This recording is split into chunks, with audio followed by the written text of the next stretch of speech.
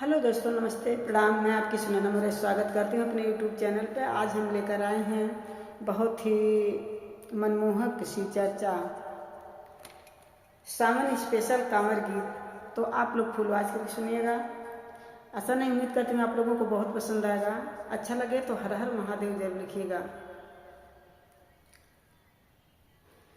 कवना रंग कांवर कवन रंग कांवरिया कवन रंगना, कवना रंग कांवर कवन रंग कांवरिया कवन रंगवाना, कवन रंगवाना कैसन हो बटना हमरा भोला के नगरिया, कैसन हो बटना।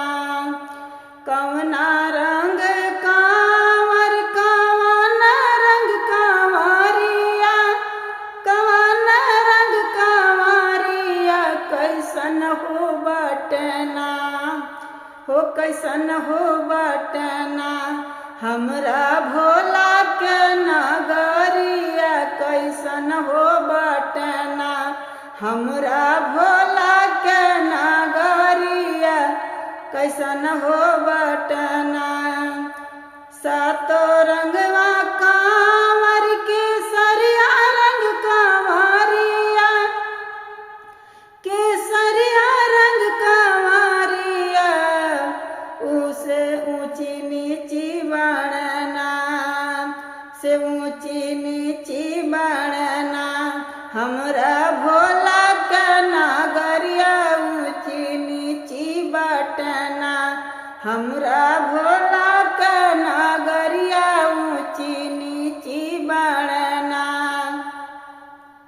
सातो रंगवा कांवर केसरिया रंग कांवरिया, केसरिया रंग कांवरिया ऊंची नीची बटना, ऊंची नीची बटना हमरे भोला के नगरिया, ऊंची नीची बढ़ना हमरे भोला के नगरिया, ऊंची नीची बढ़ना। हमरा भोला के नगरिया ऊंची नीची बढ़ना। काई बोल कांवर से, काई बोल कांवरिया से, काई बोल कांवरिया काई बोलना, हे काई बोलना हमरा भोला के नगरिया, काई बोलना हमरे भोला के नगरिया, काई बोलना। काई बोल कांवर से, काई बोल कांवरिया से, अरे काई बोल कांवरिया से, काई बोलना, से काई बोलना हमरा भोला के नगरिया, से काई बोलना हमरा भोला के नगरिया, काई बोलना। रुनु झुनु बोल कांवरी, रुनु झुनु कांवरी बोल, बम बोल कांवरिया, बम बोल कांवरिया से हर हर महादेव बोलना।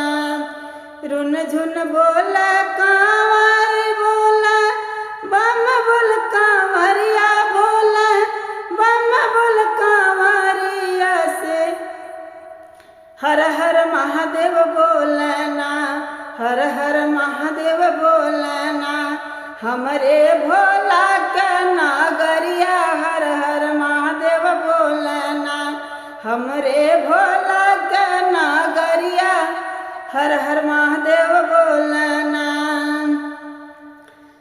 हमरे भोला के नगरिया, हर हर महादेव बोलना।